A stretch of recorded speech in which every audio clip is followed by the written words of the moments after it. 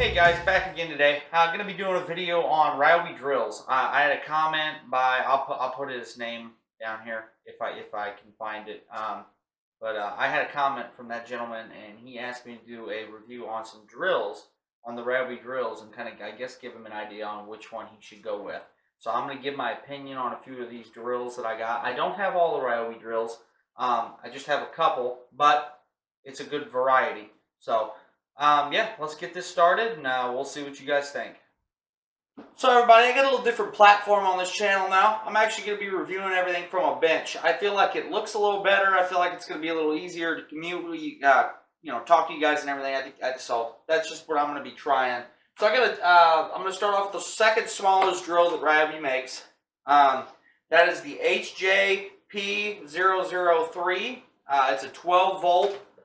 This drill gets a lot of flack online, especially now that DeWalt has came out with their 12 volt line, because everyone claimed before that this drill was very weak. It did not have very much power, and they're right. It's not a very powerful drill.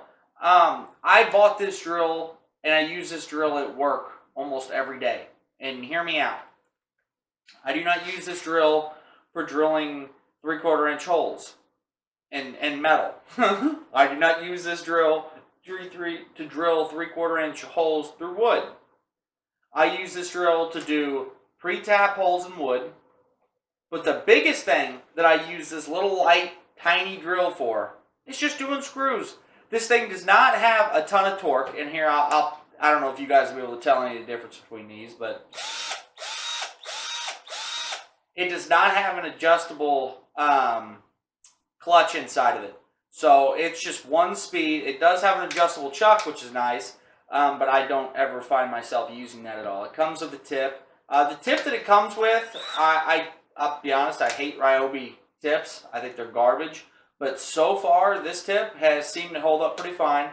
It's got a really nice little spot right here that you can put them. Get a little light down here at the bottom. It only activates when you pull the trigger. But it is this tiny, small 12 volt battery.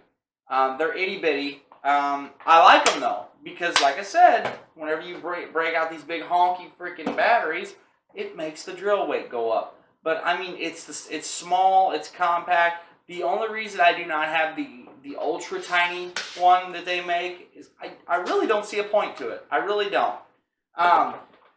I thought about getting that for work when, because I'm an electrician, so I do a lot of changing out of smoke detectors and stuff like that. So whenever I'm changing them out, you can use a screwdriver, sure, or you could just, and it takes them out a lot quicker, saves you a lot of time, and it also saves your wrists. But yeah, I love it. I love it. It's a great little tool. You're gonna hear, like I said, you're gonna hear a lot of flack about this tool online. Oh, it's weak. It can't drill holes.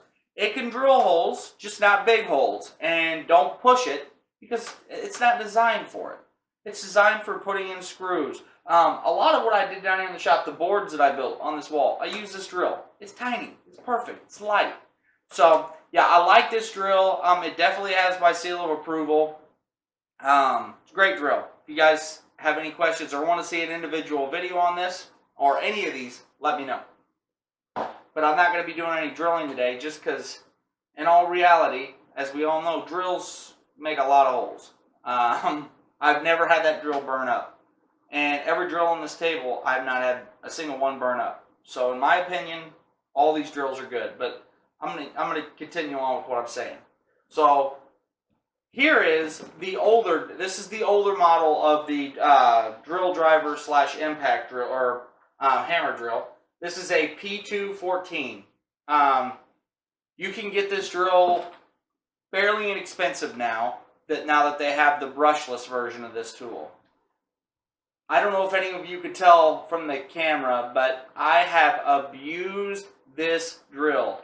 I have beat this drill to absolute nonsense at work. I've drilled hundreds of holes through concrete with it. I mean, I have just ran it through the ringer. I got plastic peeling off of it and everything else. But that drill has never failed me. It's always worked when I needed it to.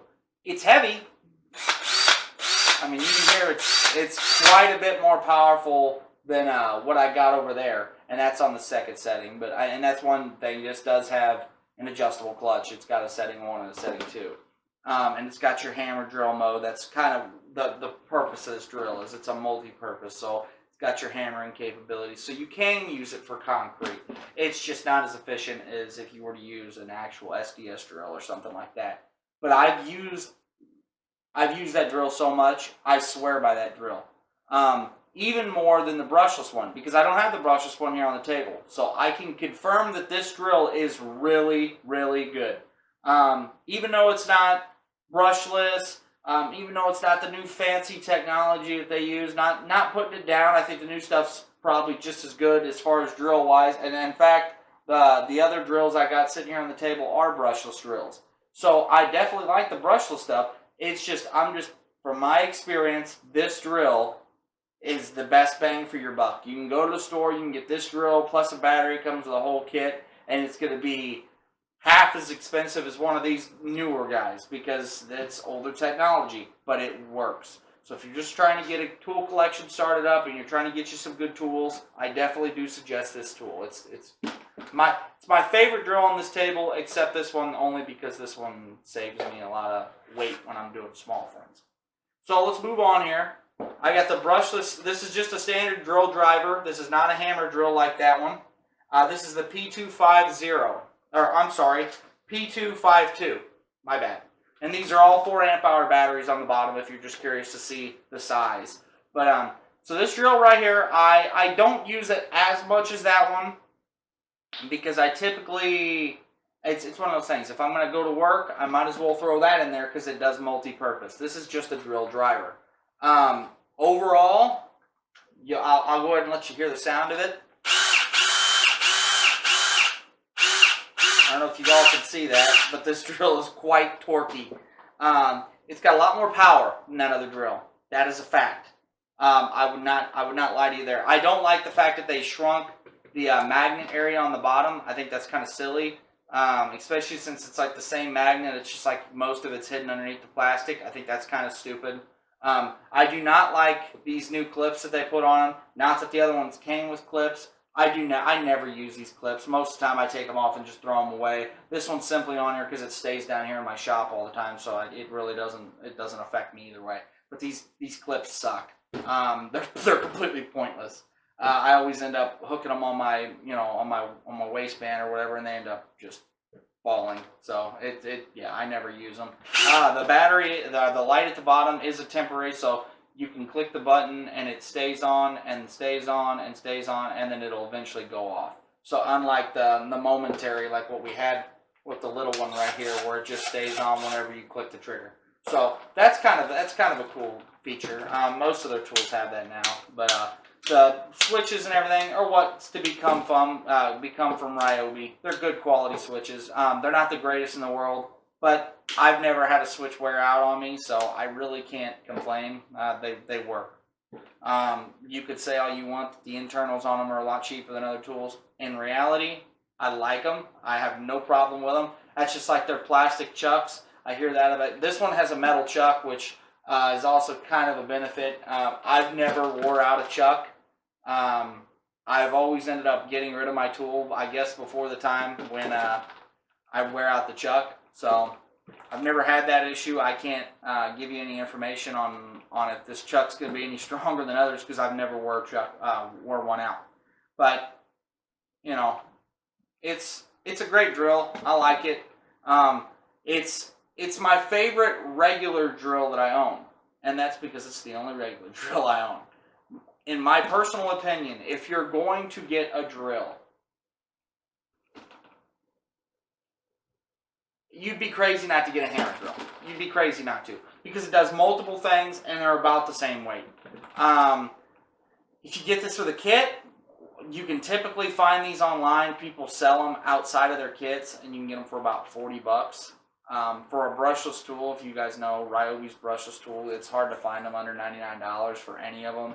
So that kind of shows you. It's not that they're junk, it's just that people are kind of going more towards hammer drill style now. But I digress. I like it. I'm not saying it's a junk tool. I just think you can get more bang for your buck if you went, even with the brushless hammer drill as opposed to just a brushless regular drill driver. So let's move on to some of my more favorite drills for a different kind of category, and that's impacts. I'm going to actually review both of these impacts at the same time. I'll set them both out for you. So we have the P239 and the P237. There are very few differences between these drills, except this one's brushless. This one's brushed.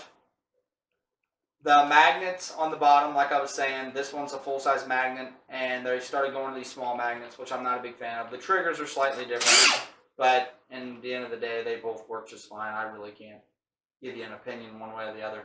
This impact is not adjustable, so there's not a switch on the back. This drill, or impact, my bad, has 3 different settings. So you got 1, 2, and then 3. So if you're doing a little something else, I mean, you can torque it down a little bit and not have as much power if that's what you think you might need. I typically just use it on 3, but that's just me. The other big difference of these is if you look at the front, this one's got the 3 LEDs in the front, which I do prefer a lot more than the 1 LED at the bottom. It really does help light up your workspace. I typically use this one here at the shop, and I use this one in my work bag. I don't use these a lot at work, to be completely honest with you. Impacts in my line of work, especially since I do a lot of commercial as opposed to residential electrical, I don't mess with a lot of wood, so I'm doing a lot of metal. I don't typically use these. I use a different kind of drill, and I use Tapcon and stuff like that. Yeah, so I mean, I can't really give you a lot of outside world experience on these, but I can tell you that I've used them both enough in the shop, drilling into wood and stuff, to tell you that either one of these are going to be a fine impact. If you were talking about speed, if you're the guy that's looking at this video right now saying, well, I know I'm going to like either drill, but I want to know which one's better as far as performance. All the way. This one, I mean, you can put this one on setting 3, and this one's still going to blow it away every single time. The brushless motors they put in these things are just fantastic. They allow your tool to have so much more power. Typically, I would not use a 4 amp hour battery when I'm drilling with these either. I'd use a 2 amp hour or maybe even a 3, HP or something.